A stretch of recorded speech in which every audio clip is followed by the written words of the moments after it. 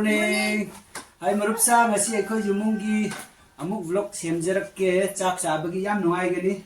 Ngasi gi hinjang si yengu si squash ka shani sa alu ga si aigi nupi na thongni bani. Aduga asi hangam phutpani si aduga sina morok metpagi si morok metpa chaga dawbani yam hawu dawri. Chaba horage ko. Chaba horse.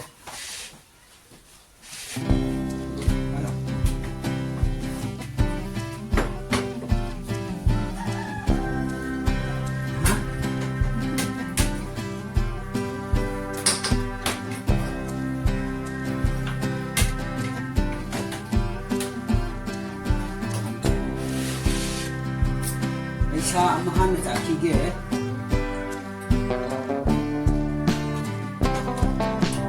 yang kung sawi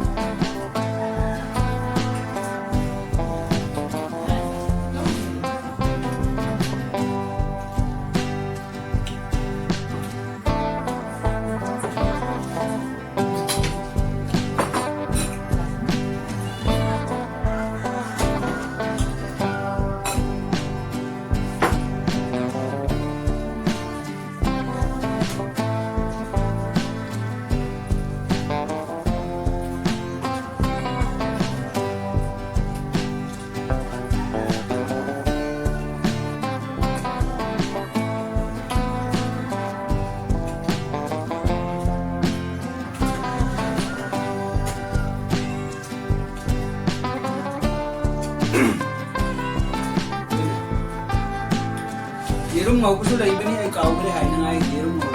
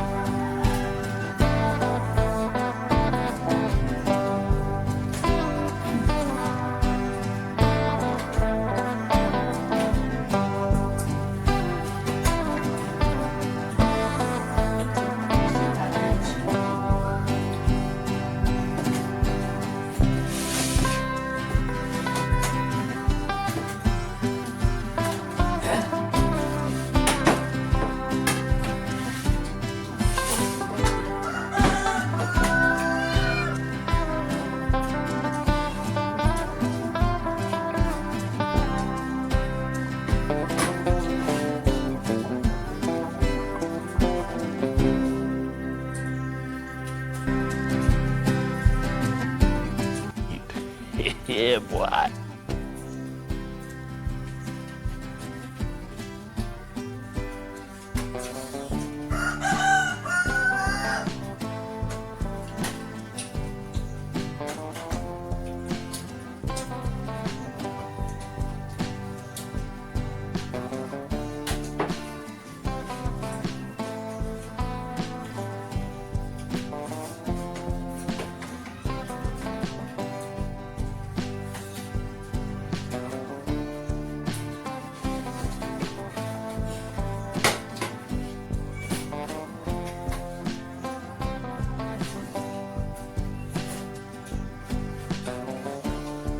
है बहुत tasty है और उसका सब्जी यहाँ भावी है मछली जान के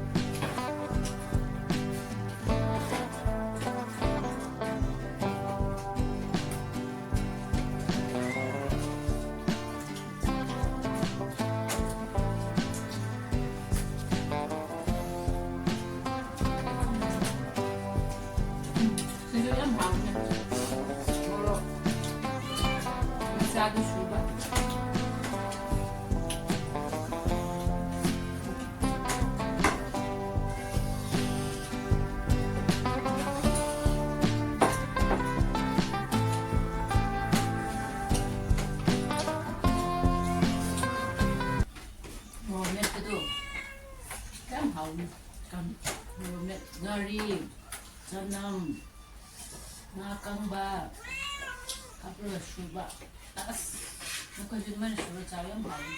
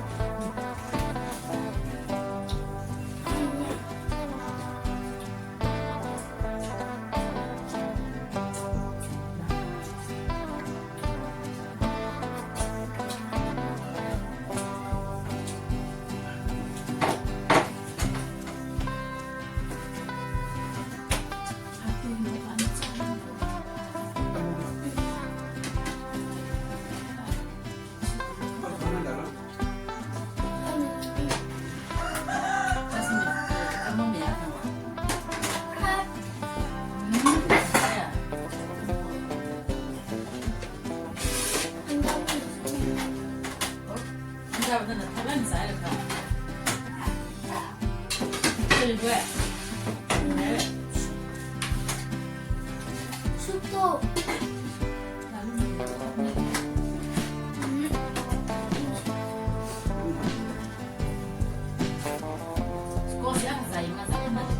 아니 이치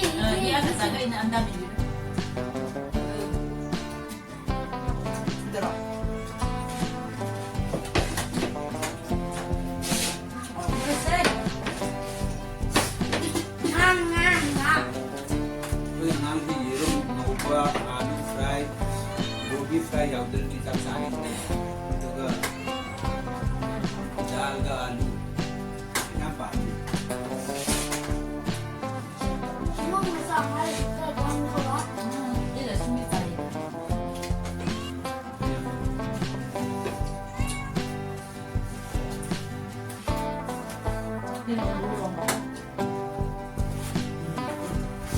Ara?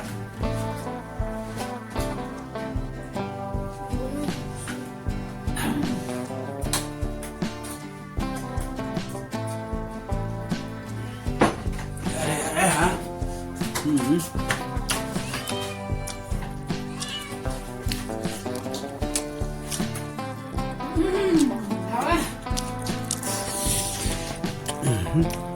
Ay marupsa ngasi vlog video si pau bolo sinjarage chak cha bolo re ai khu chamki ge anauba viewers please ai subscribe tawbi ai channel si aduga support tawbi like tawbi comments tawbi ai khoi gi part su do khwai di chak cha ba hai bisi kana ra khitang hai biro comments da ngasi gi si pau bolo sinjarage bye bye